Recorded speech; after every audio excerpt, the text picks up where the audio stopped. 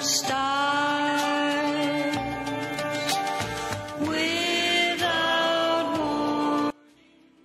YouTube, c'est Courtney de Courtney to Canada sur WordPress. Je reviens avec une deuxième vidéo, comme j'avais promis. Ça fait un petit moment que j'avais fait la première, mais j'ai eu plein de choses à faire entre temps. J'ai eu des dossiers à envoyer, énormément de choses. Aujourd'hui, les universités auxquelles j'ai postulé et le TOEFL. Donc on va commencer par les universités. Donc j'ai postulé dans 3 universités qui se situent toutes les 3 à Montréal. Donc en plus qui sont toutes les 3 dans le centre-ville Concordia. Concordia University, c'est une université anglophone qui est connue à l'international, notamment grâce à la GMSB, la John Molson School of Business, qui est sa faculté de business justement, qui est vraiment très réputée. Donc si c'est ce qui vous intéresse comme étude, c'est vraiment bien d'y jeter un œil si jamais vous êtes intéressé par une formation en anglais et une formation de très bon niveau dans ces spécialités-là. Concordia a 2 campus à Montréal, donc le campus Sir George Williams, le campus Sir George Williams, je crois, qui est en plein centre-ville, à la station Guy Concordia, je crois, et le campus de Loyola qui est bien plus loin, qui est pas vraiment au centre-ville, qui est plus vers la station de Vendôme, et après il faut prendre un bus. Enfin c'est assez excentré en fait, si vous voulez.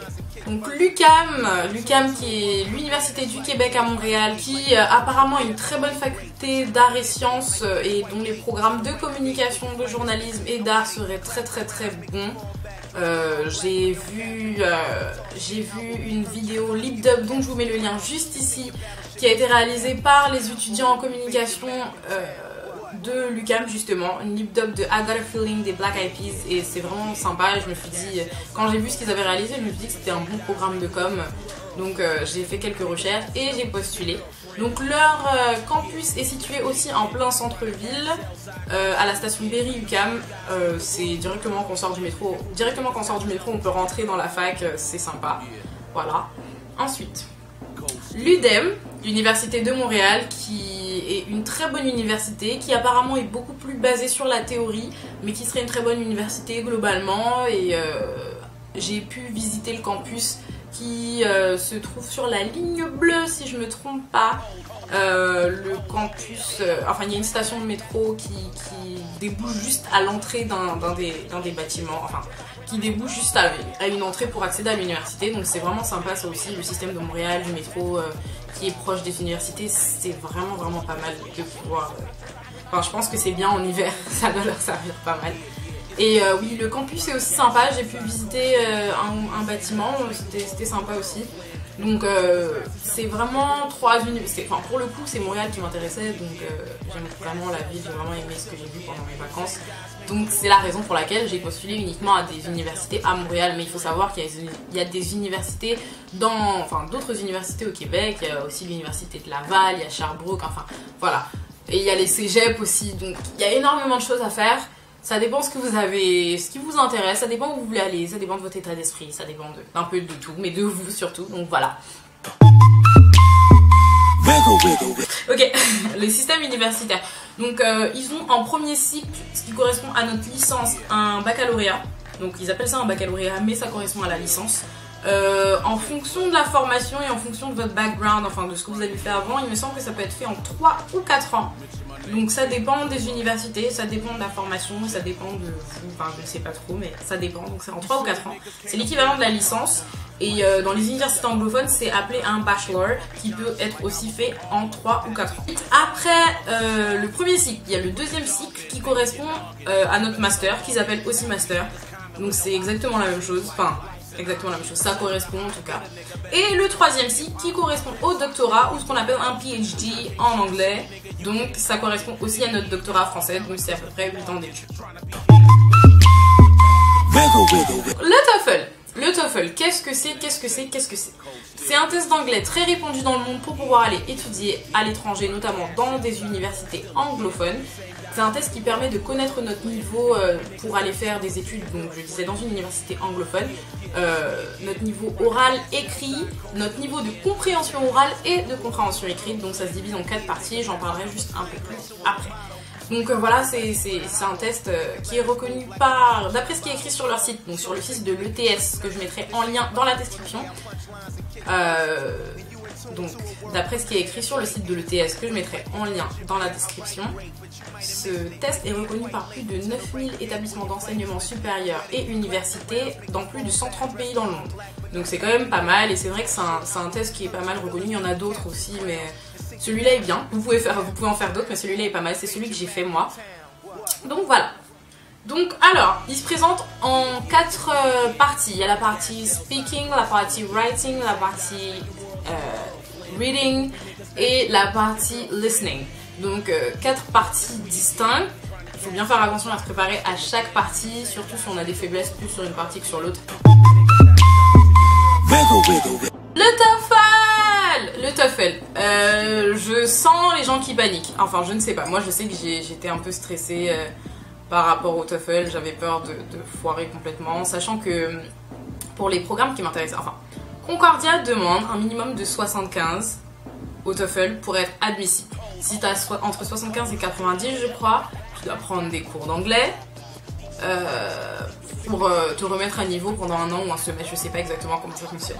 Et j'étais allée aux journées étudier au Québec à Paris et j'ai rencontré quelqu'un de Concordia qui m'a expliqué que, étant donné que je voulais faire un programme de communication, il valait mieux que j'ai au-dessus de 90 parce que c'était mieux d'avoir de meilleures notes et d'éviter de prendre les cours d'anglais.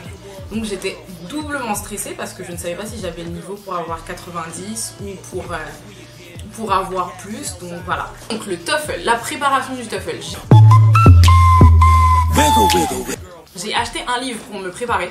Je n'arrive pas à mettre la main dessus, je ne sais pas où il est parce qu'il faut dire qu'une fois que j'ai fini avec l'examen du TOEFL, je me suis dit ok c'est bon, j'ai fini et je laisse tout ça derrière moi et j'y pense plus.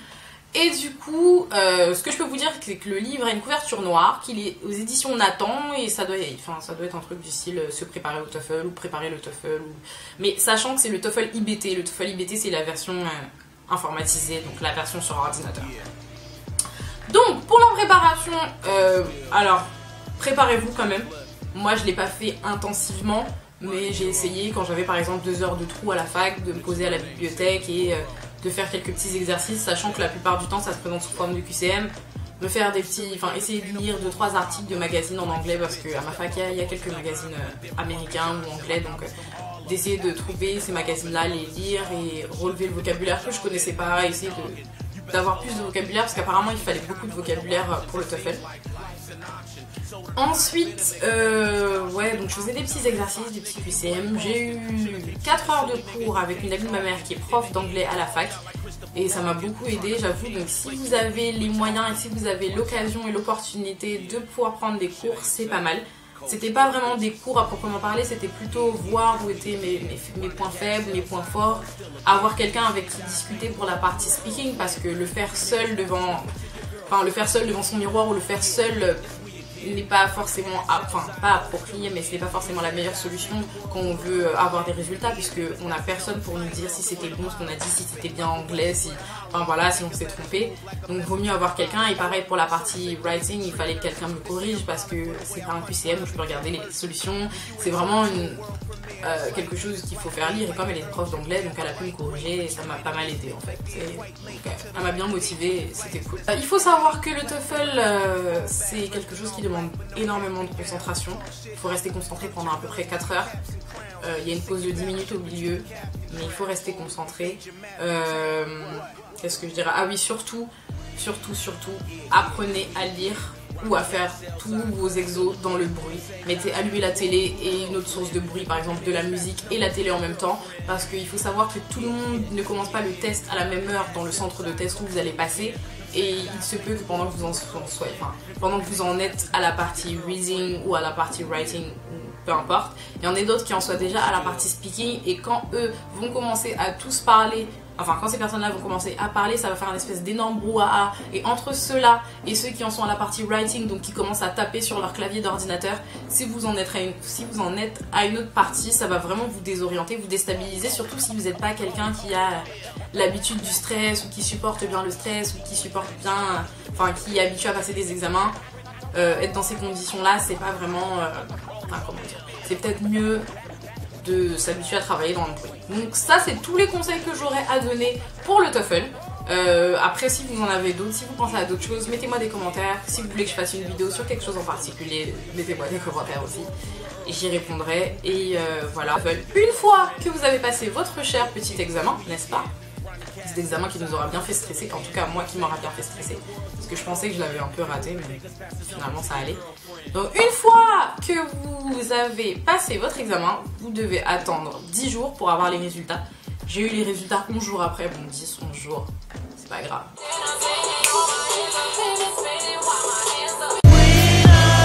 Yeah. Cold Steel, DJ Flip, Ronnie Euro. Mention my name, say it.